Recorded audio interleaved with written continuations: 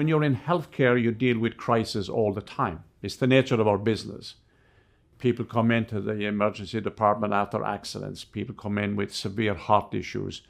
There is trauma. So we deal with crises.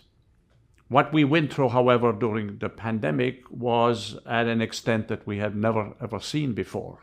And here at Northwell, we saw, the new number that I got recently is we saw almost 70,000 COVID patients. We saw 22% of all COVID in New York. And you may ask the question, why did we work through it? Because of the way we organized ourselves, because of the staff that we have, because of the competence and the dedication of those staff, because of our culture in our organization, our culture on emergency management.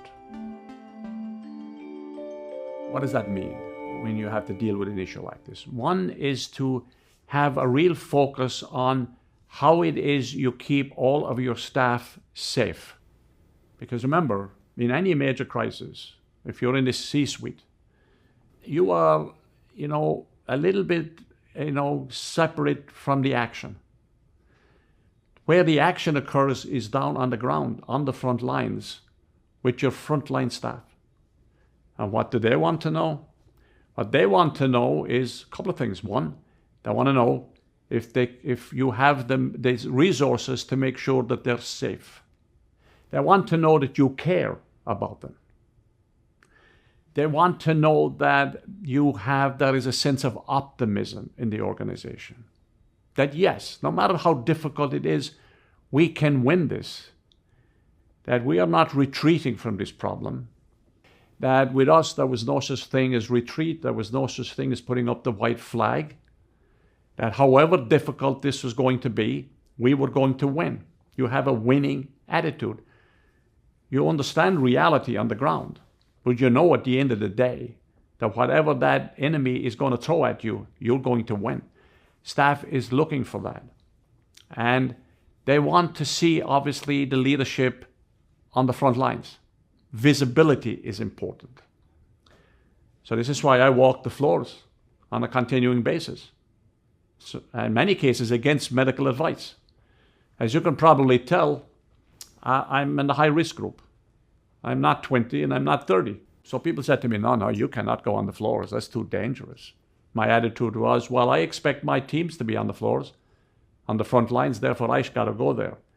And walking around talking to them and understanding what was going through their minds and making sure their psychological, behavioral, social, and spiritual issues were taken care of was extremely important.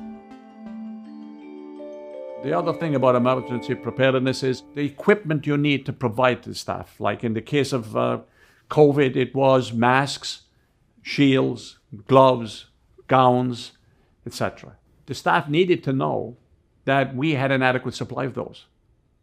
And we had to assure them through constant communication that we had. Now, behind the scenes with this is we had to have the staff to make sure that we had the inventory of supplies. I'll give you an example. On masks, the N95 masks, which are the ones that you wear when you're in with patients, we were using more than 10,000 of them a day. So you have to have millions of these masks. In our case during COVID, where we got most of these masks initially came from China. So the whole supply chain was broken. So we had to have people in our organization who know how to handle a circumstance like that, which was pretty chaotic for a couple of weeks at the beginning, to figure out where else in the world can you get all of these supplies that you needed for staff. Communication. You have to communicate continuously during a crisis. You have to communicate externally, because you have the outside media, the public, etc., that are always, all around you when you're going through a situation like this. So you have to be comfortable dealing with the media on the outside and making sure that your information is correct, that you're transparent, that you're honest, but also that you give a sense of optimism. But then you have communication inside, among your leadership, communication to your frontline staff, and we did this on an ongoing basis. We had to have a clinical advisory group in place as part of our overall structure that on a daily basis was meeting to come up with new clinical protocols to help the staff on the front lines as to how to take care of patients. And we did it by letter, by video, by using our website, and we did it in person. I and many of the leadership were out in person, visibly being seen and communicating directly. You also have to learn how to deal with government when you go through something like this. And when I say government, I mean multiple governments. Federal government issues orders and directives all over the place. You have to make sense out of that which doesn't make sense. You have state government, and we were fortunate with the leadership of Governor Cuomo during this. He became the quarterback for New York State, and he constantly communicated on an ongoing basis, which is unbelievably important. And then you have local government. You have city government. Many of these governments don't coordinate their activities the way they should. You have to be able to take all of that information that comes in a multitude of ways, through a multitude of sources, much of it, as I said, contradictory, and figure out how do we manipulate our way through this. It's amazing how innovative you can be in a crisis. We did things in 24 hours during COVID that under normal, quote-unquote, normal times, it just takes us 3 months. And one of the things that we have to do going forward is making sure that when all of this is over, that we can innovate as fast then as we did during COVID. We converted hospitals overnight. We rebuilt breathing machines into vents. We made swabs when we ran out of them. We made our own. We did extraordinary things. And you wonder, why can't we do it all the time? And my answer is why? Because sometimes we put bureaucracy around it. We put hierarchy around it.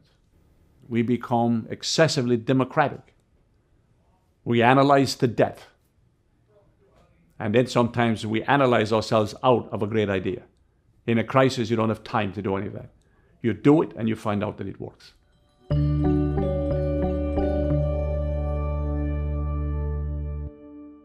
Get smarter faster with new videos every week from the world's biggest thinkers.